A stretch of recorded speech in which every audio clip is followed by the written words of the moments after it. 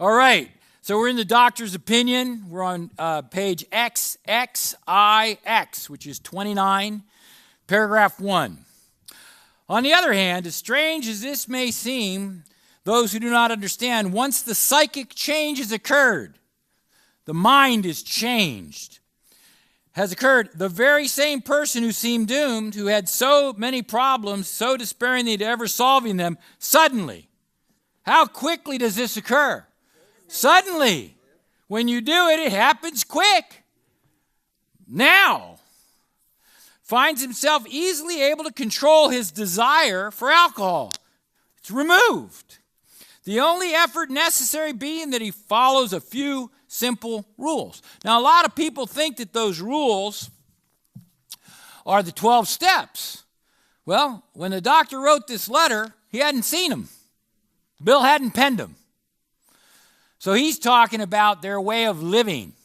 Now, I told you at dinner that there are a set of rules that are in this book. I'm just going to turn to page 255 where they're at. I'm going to jump to that, and I'm going to read them to you real quick, and then we're going to come back. Now, if you start to live your life this way, it's just a beginning, a newcomer. It says here, rule is must be hard on ourselves, but considerate of others.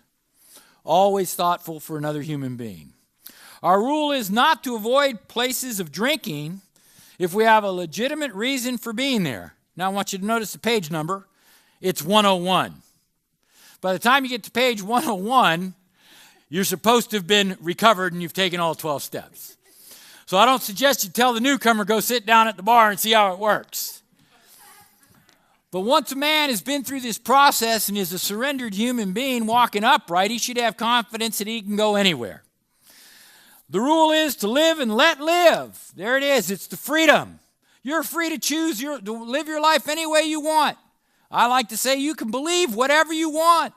I'm not here to be the arbiter of your belief. But if you want what I have, you may want to believe what I believe. Choice is yours. And finally, and I like this one, because this one kind of spells some things out. At the beginning of recovery, while still sick, a man will take, as a rule, one of two directions. He may either plunge into fanatic attempt to get his feet in business, or he will become enthralled by his new life that he talks or thinks of little else. So we do two things in early recovery rather than seeking God. We want to go back to work. We want to make money. We want a car. We want to fix the problem. I want all of these things in my life repaired. I'm going to fix all of these things, and then we'll do more of this because I feel good today. Feel good. I haven't had a drink in a while. Feel good. Look good. I don't think I need to do all of those things. I feel good. I look good. Let's go make some money. Or you see them lit up like Christmas trees for AA. They're running around like crazy people, wanting to do everything they can to be in service, clean as many toilets as they can. And, then they disappear because they never took the actions that are described in the book. So that example is directions that we shouldn't go. But those are the rules. Those are the rules of the road. And they're pretty darn simple. And so when I think about that, that's what I always like to think of. Men who have cried out to me in a sincere, despairing appeal, Doctor, I can't go on like this. I have everything to live for. I must stop, but I cannot go on doing the things I don't want to do. You must help me. Faced with this problem, if a doctor is honest with himself, he must sometimes feel his own inadequacy. Although he gives all that is in him, it is often not enough. One feels that something more than human power is needed. Personal power ain't going to get the job done. To produce the essential psychic change. There it is, that psychic change, the renewed mind. Don't conform to this world. Be transformed by the renewing of the mind. How does that happen? Through the aggregates of recovery resulting from the psychic effort are considerable. We physicians must admit that we have made little impression upon the problem as a whole. I put a period right there. Look, I talked earlier about cognitive therapy. That's the big thing going on in recovery right now. That is trying to restore your own mind through all kinds of other means other than spiritual. And if you don't have the allergic body and the strange mental blank spot that I'm going to describe, the spiritual malady I haven't got to yet. If you don't have those things, you're going to be able to get sober other ways. But the real alcoholic, as described in this book, isn't there. So I've got the scripture on the other page. It says in Romans 6, in 1 Corinthians. In 1 Corinthians, it says we can do all things if God has not said so. Christ, I believe, is what it says. It says, but we shouldn't do them if they get us into their grip. So for the alcoholic, drinking gets us into our grip. And it says we should refuse them. Then it goes on, and I quote Romans there, and it says that the mind put on the flesh is broken. It's a spirit. It starts to talk about when we're working absent the Spirit of God, what starts to happen. And so when I talk about the ism, it's those beliefs that get built up that have to be shattered. And God will do that. We must admit we have made little impression on the problem as a whole. Many types do not respond to ordinary psychic approach. I do not hold to those who believe that alcoholism is entirely a problem of mental control. It's not. I have had many men who have had, for example, worked out for a period of months on some problem or business deal, which was to be settled on a certain date favorably for them. They took a drink a day or so prior. Here it comes. And the phenomenon of craving at once became paramount above all else. So here you are. Things are going good. Why did he take the first drink? To all the other interests, so that the important appointment was not met. These men were not drinking to escape. They were drinking to overcome a craving beyond their mental control. Interesting. Here it comes. There are many situations which arise out of the phenomenon of craving, which cause a man to make the supreme sacrifice. It's to drink again, rather than continue to fight. Now it's going to go through the types of drinkers, and it's going to separate the real alcoholic that has the mind, the body, and the spiritual break. But first he's going to take us through the other types, because the rooms are full of them too. And we can help them. But they may not take the same medicine and stay sober for years on end. This classification of alcoholics seems to be most difficult, and much details outside of the scope of the book. There are, of course, psychopaths who are emotionally unstable. We are familiar with this type. They're going on the water wagon for keeps. They are over remorseful, and they make resolutions but never a decision. Type number one. There is a type of man who is unwilling to admit that he cannot take a drink. He plans various ways of drinking. He changes his brand, his environment. There's a type who always believes that after being entirely free from alcohol for a period of time, can take a drink without danger. There's something wrong in his beliefs. There's the manic depressive types who a whole chapter could be who perhaps at least understood by his friends, and about whom a whole chapter could be written. Sometimes I jump ahead while I'm reading.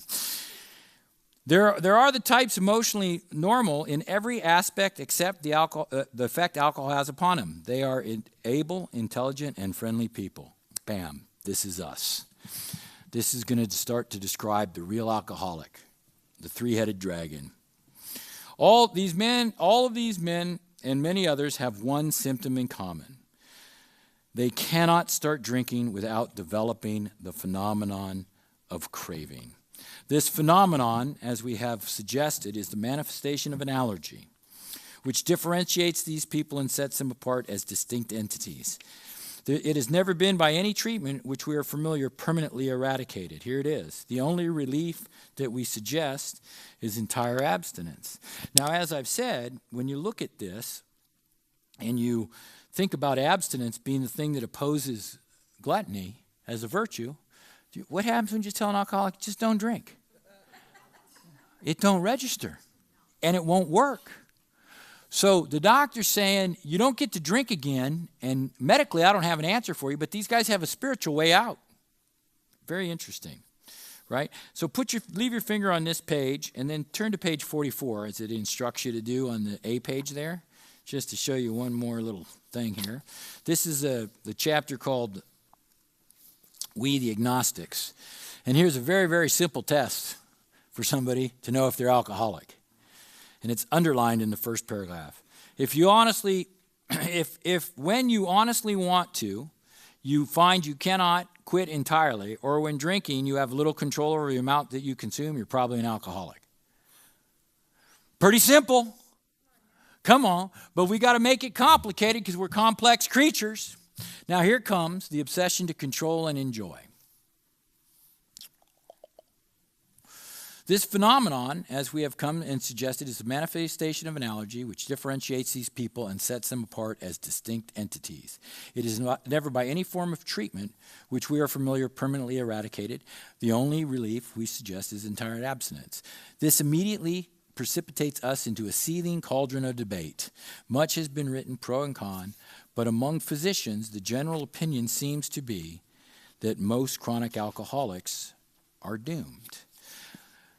Next page. What is the solution? Perhaps we can best answer this by relating a question. Now he's going to tell us about a guy named Hank Parkhurst. Hank Parkhurst is the guy who helped Bill Wilson get the book published. And he's going to get into here what goes on in the mind. And we're going to talk a little bit about, and I'm going to describe it for you in great detail before we're done here, the strange mental blank spot. You see, the Big Book of Alcoholics describes it as the ability to recall with sufficient force of memory what happened the last time we took a drink. The real alcoholic cannot remember the circumstances and consequences of his last drunk in the moment of temptation. We're tempted to drink. We all understand where temptation comes from. In that moment, the suggestions of the founders was that we need inspiration. Inspiration comes from being connected to the divine. We're going to get deep, deep, deep into that spiritual malady. But first, let's listen to those stories here about Hank and Fritz Mayo. About a year prior to this experience, a man who was brought to me and treated for chronic alcoholism. That's Hank. He had but partially recovered from a gastric hemorrhage and seemed a case of pathological and mental deterioration. He had lost everything worthwhile in life, and he was only living, one might say, to drink. He frankly admitted and believed that for him there was no hope. Following his elimination of alcohol, 3 days, there was found to be no permanent brain injury. He accepted the plan outlined in this book. So the doctor's saying, they're going to describe it to you. 1 year later, he called me, and I experienced a very strange sensation.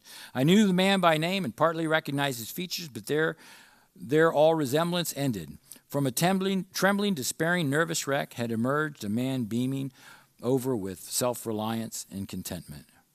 I talked with him for some time, but was not able to bring myself to feel as though I'd known him before.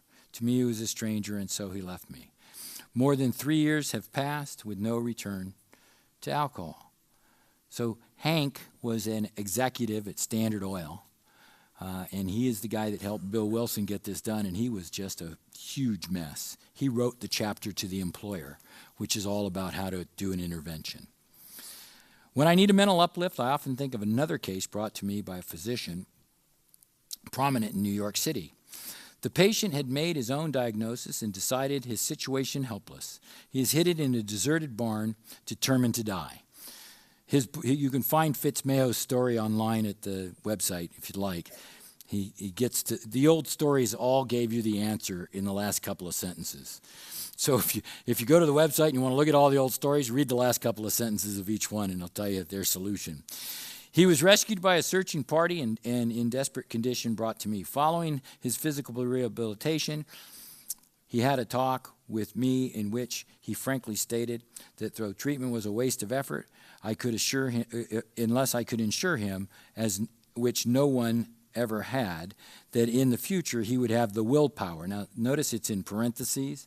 There's no such thing. There's utter power. That's what we need. It comes from outside of ourselves. Our human willpower will always fail us here. We don't have it anymore to resist the impulse. His alcoholic problem was so complex and desperation so great that we felt the only hope would be through what we called a moral psychology. And we doubted that that even that would have any effect. So I'm going to put my finger right here. I'm going to read a little something to you about that from the back of the book on page 408, where Bill Wilson talks about that moral psychology that I mentioned earlier, where he's at the conference of clergy. So the question that Bill is asked on page 408 of the Fat Book: is Alcoholics Anonymous a new religion? Is it competing with the church?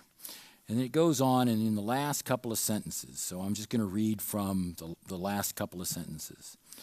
The rest of the 12 steps define immoral attitudes and helpful practices. All of them seem precisely Christian in character. Therefore, as far as steps go, the steps are good Christianity indeed. They are good Catholicism, something which Catholic writers have affirmed more than once. So Bill tells us where the steps come from. There's no mystery about it. He writes it in later pieces. And so he talks about that, and that was written in 1960, The Moral Psychology. That's what the steps are. They take you through a process by which God restores the mind, and are doomed to even that would have any effect. However, he became sold on the ideas contained in this book. He had not had a drink for more than 3 years. I see him every now and again. He's a fine specimen of manhood one could wish to meet. I very earnestly advise every alcoholic to read this book through and through. Perhaps he may come to scoff, he may remain to pray. Through, over and over and over again, though, in spite of the fact that he may fail. I wanted to take a minute now at the end of this, and we have a whole nother hour, right, and 15. I'm going to talk for about 5 minutes about what I just read, and then we're going to jump ahead. Maybe we can get part of Bill's story done before 9. The decision that somebody makes, if you turn your book to page 280, it'll tell you about the first step. You can take the steps in order the way the old-timers did it by reading the steps by the book. So there's 3 questions that get answered to the question on the first step. Do I believe I have what I've read applies to me? And it gives you a little reading list here. Does this condition cause the inability to control my life? Do you want to do something about it? And then what are you willing to do about it? So let me just describe it in 5 minutes. I have a physical allergy to alcohol. If it comes into my body, I have no control over what happens next. I can't stop it. I can't will it away. Once it's in, it's game on. And the only thing that will stop me from drinking it is divine intervention. You see, I became obsessed with controlling and enjoying my drinking. I wanted to drink like other people. I wanted to feel good. I wanted the sense of ease and comfort that came at once from taking a drink, but it turned on me. It turned like a boomerang. And why? Because I developed the alcoholic mind. Booze and drugs are good.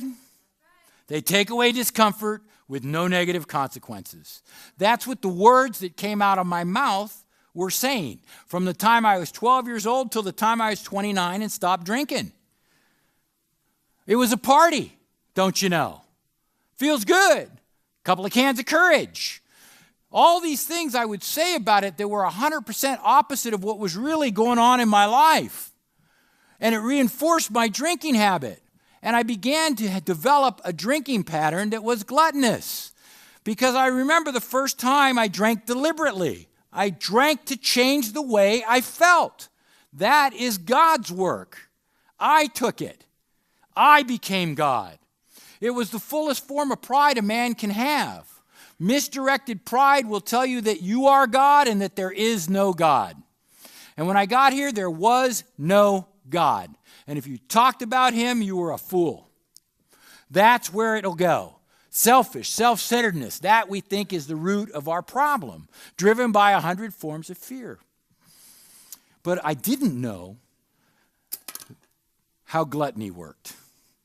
See, God's universe has rules. We're going to get to this real big. I just want to hit it for a second to close on this subject tonight. And I developed a spiritual malady. The wages of sin are death. I was dead to any knowledge or any receiving from God.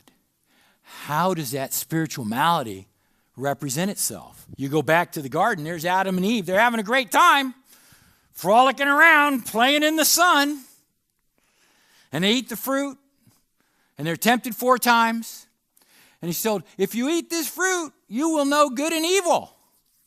Not just evil, good and evil, which meant that those 2 beings only knew perfection, a perfect relationship with God. And when they ate, they knew they were naked and they were ashamed. It's like, whoa, what's this? They were dead. That perfection was gone. And I was born from that.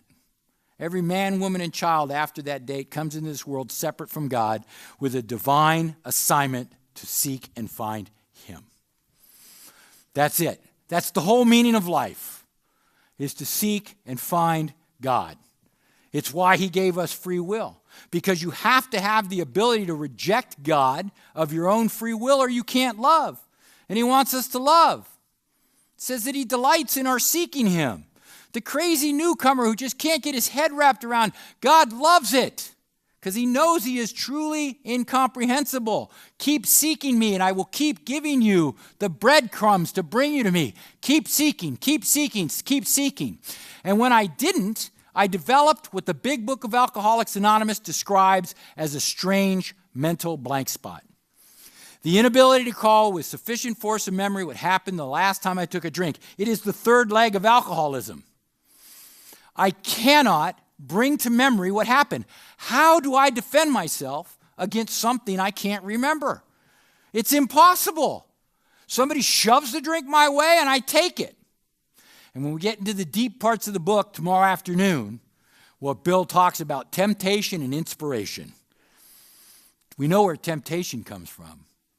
And we know that only God can stand in that void. That strange mental blank spot is the key. It is the thing that separates the real alcoholic from all others that suffer from alcoholism. Let's take a moment. Let's cut right there. How far in are we? Perfect. Let's take 2 minutes, and then I'm just going to jump into Bill's story and